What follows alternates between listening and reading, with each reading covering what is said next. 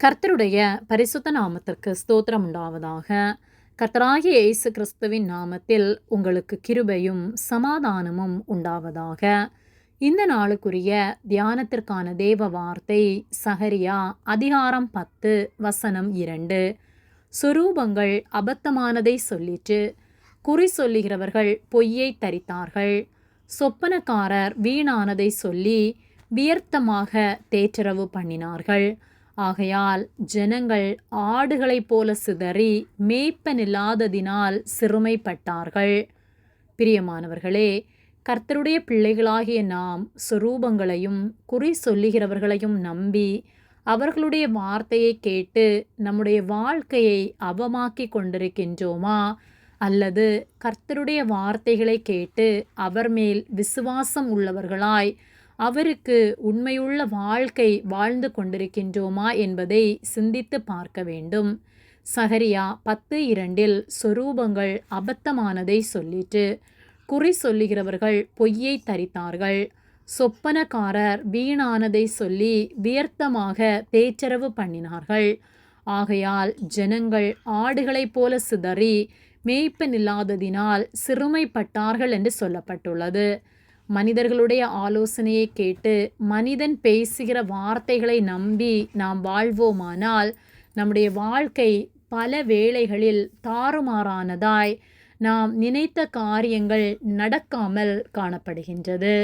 நாம் மனிதனுடைய ஆலோசனைகளை கேட்டு விக்கிரகங்களையும் சொரூபங்களையும் நம்பி நாம் வாழ்வோமானால் நாம் மேய்ப்பனில்லாத ஆடுகளைப் போல சிதறடிக்கப்பட்டவர்களாய் சிறுமைப்பட்டு போவோம்.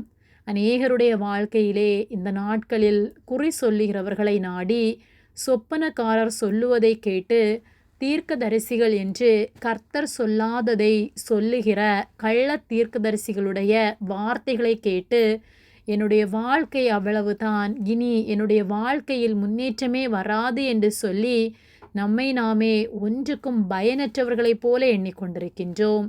ஆனால் கர்த்தரை நம்பி நாம் நம்முடைய வாழ்க்கையை கர்த்தரிடத்தில் ஒப்பு கொடுத்து, என்னுடைய காலங்கள் அவருடைய கையில் இருக்கிறது, அவர் எனக்கு நலமானதை தருவார் என்று சொல்லி அவர் மேல் விசுவாசித்து நம்முடைய சுய புத்தியின் மேல் சாயாமல் மனுஷ ஆலோசனையின்படி நடவாமல் கர்த்தருக்கு பயந்து அவருடைய வார்த்தைகளை கைக்கொண்டு அவர் ஆலோசனையை கேட்டு நாம் வாழும்போது நம்முடைய வாழ்வு ஆசீர்வாதமுள்ளதாய் சமாதானமுள்ளதாய் காணப்படும்.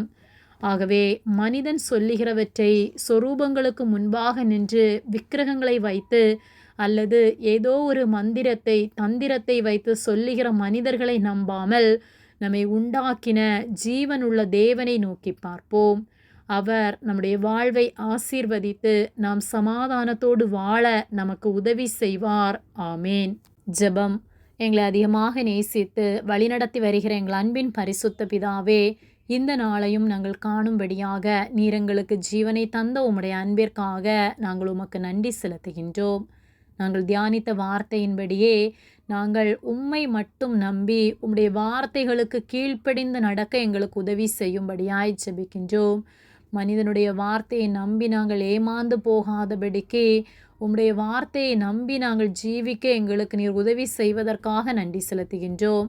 எங்களை உம்முடைய கரத்திலே ஒப்பு கொடுக்கின்றோம். இயேசுவின் நாமத்தில் ஜெபிக்கின்றோம் பிதாவே. ஆமேன். கர்த்தர் உங்களை ஆசீர்வதிப்பாராக.